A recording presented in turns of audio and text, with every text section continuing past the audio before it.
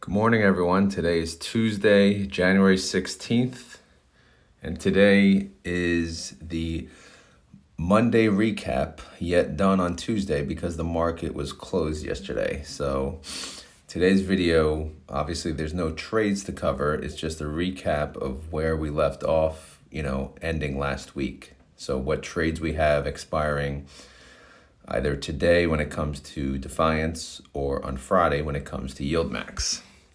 So let's take a look at TSLY. So here we are. Obviously, this week we have 4 trading days until the expiration date of January 19th. We have 19,140 contracts with a 225 strike, 2.79% out of the money. That one is, very, very little room for growth there. But they have the other half of the contracts, 19,145 with a 233.33 strike, 6.6% out of the money. So that'll make up for, maybe Tesla will go up, let's say 3-4%. Like that's perfect, right? We get all the 2.79, and then we get most of, from the other half, right? And then we have 165 contracts just lingering at the 240. That's 9.64% out of the money. So overall, we have, the price is at 1020, and I'm showing that we could possibly grow the ETF by 48 cents if Tesla goes up enough.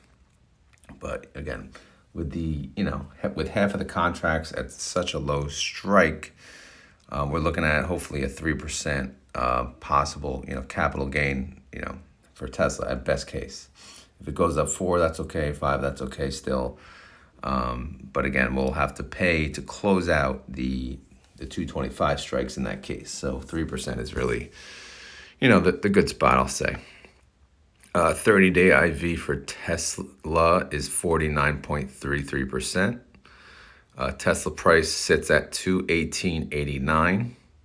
Hopefully, Tesla's been on a downward trend, and obviously TSLY reflects that. So it's been kind of I'll say a rough few weeks for TSLY holders.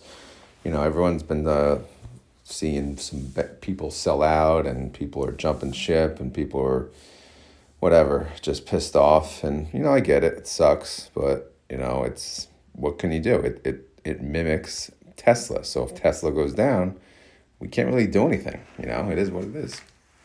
But when Tesla goes up, we have a little more control over that based on, selling the calls. It depends where we sell the calls. When I say we, I mean the fund managers, of course. But when Tesla goes down, all we can do, we can still sell calls, make premium, and not go down as much, but still, it is what it is.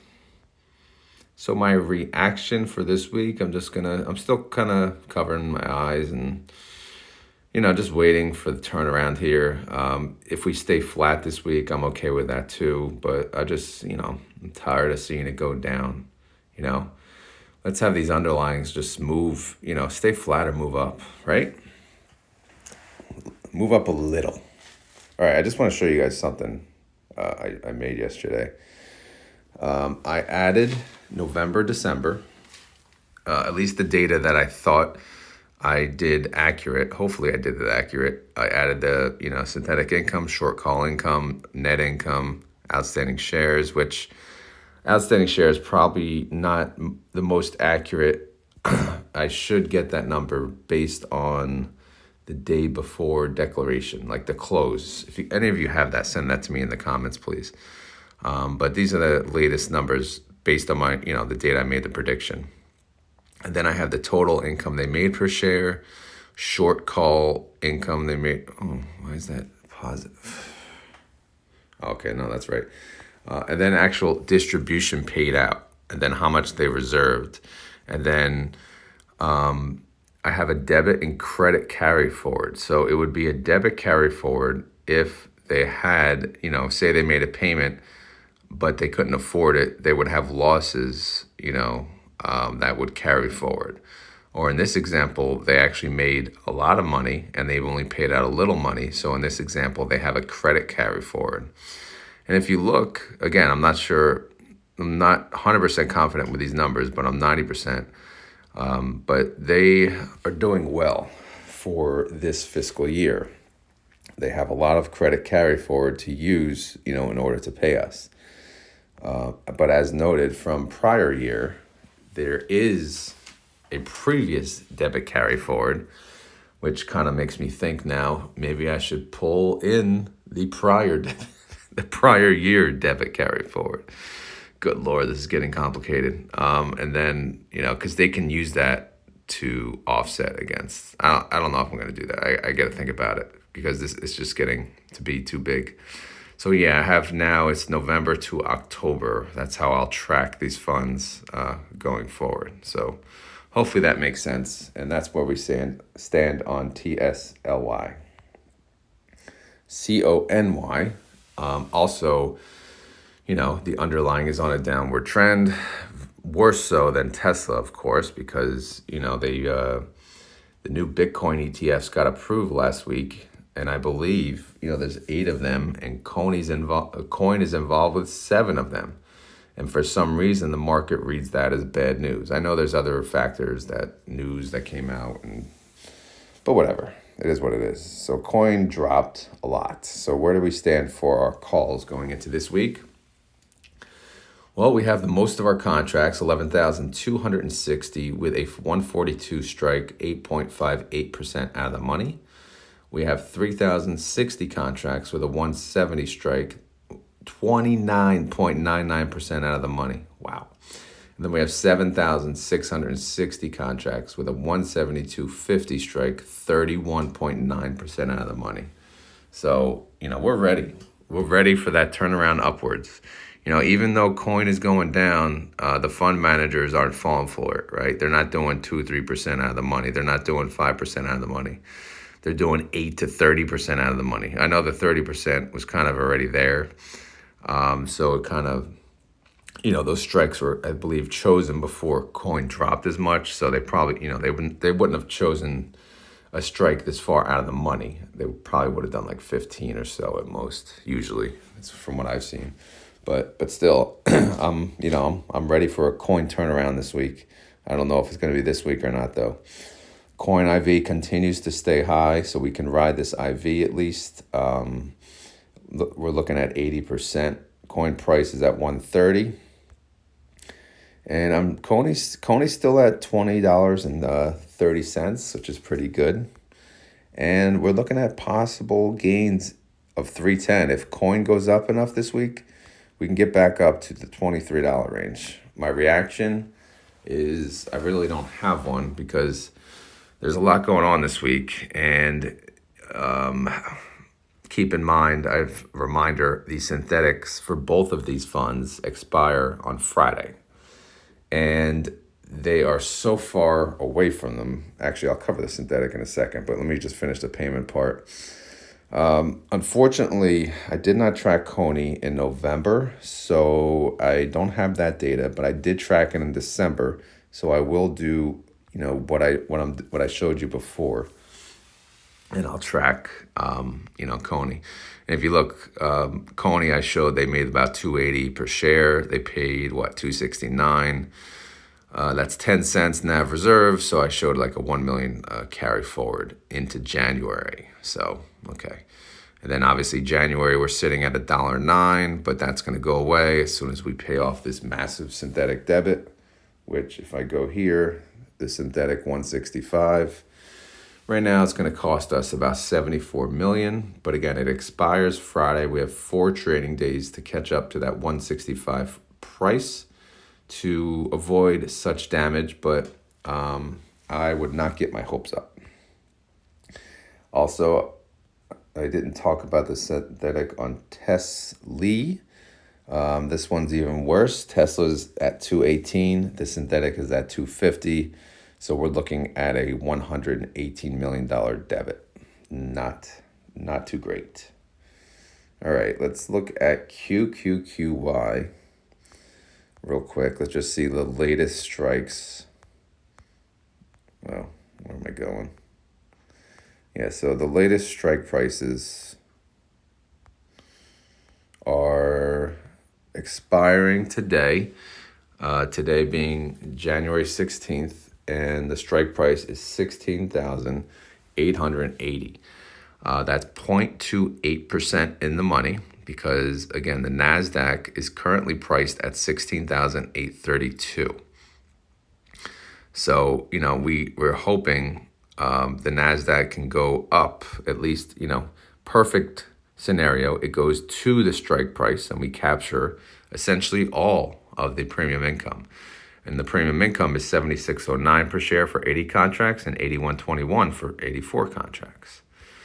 And that's shown over here with the, the sell to open price. We're getting about 1.2 million, which now puts us in a credit position for the month at 595,000. So that's, let's hope it stays that way. We need a good day for the Nasdaq. In this spreadsheet, I don't know their fiscal year for Defiance, but I'm still doing January to December. It's probably based on the launch month, which honestly, I forget what month they launch. I have to go back. So if you look right now, if they pay us extrinsic income, they're going to pay us 44 cents.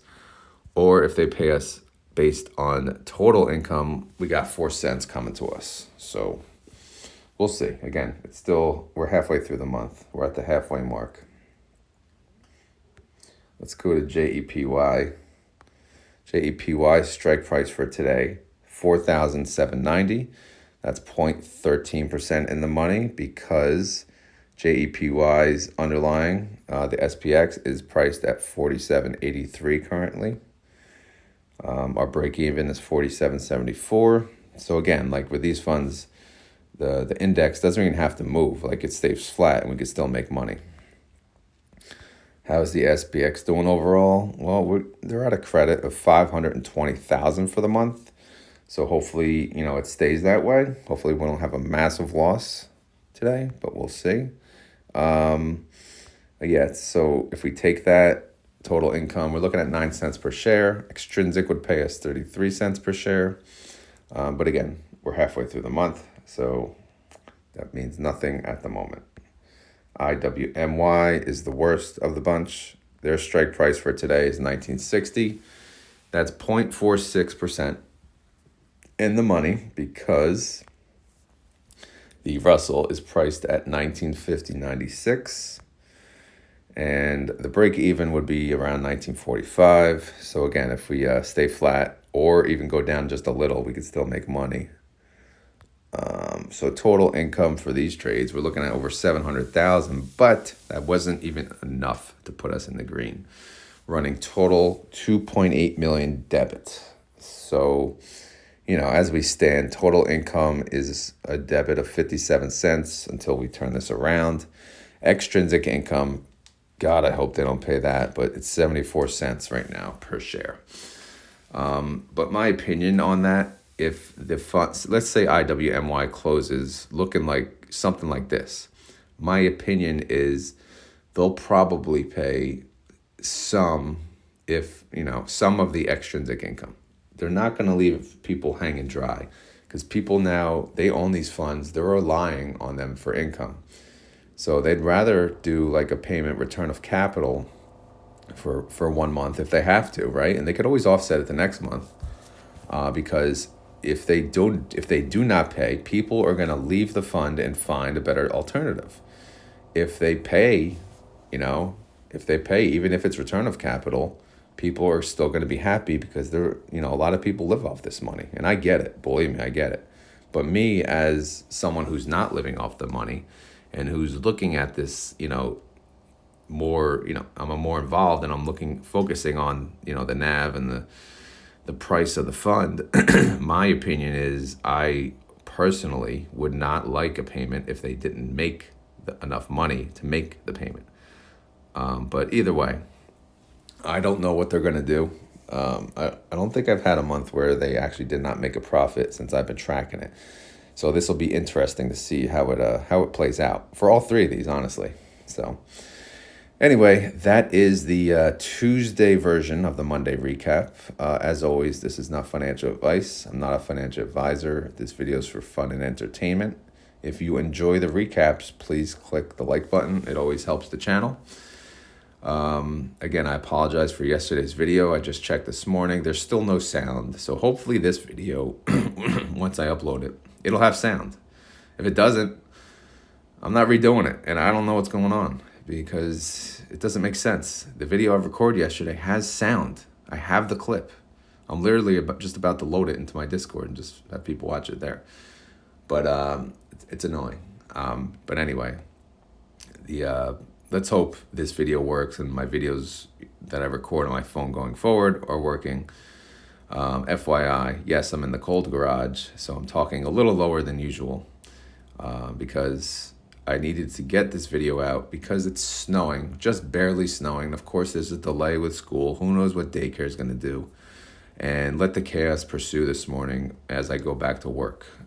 So anyway, like I said, if you enjoyed this video, hit that like button, please. And then if you want to do anything extra, sharing the content always helps, right? Just genuine organic growth for the channel is a good way to grow. Any questions, concerns, or if you want to just leave any feedback, just leave them in the comments, all right? Thank you for watching and have a great week.